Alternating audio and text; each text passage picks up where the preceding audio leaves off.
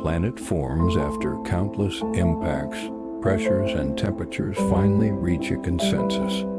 Energy does not just move things, it shapes them.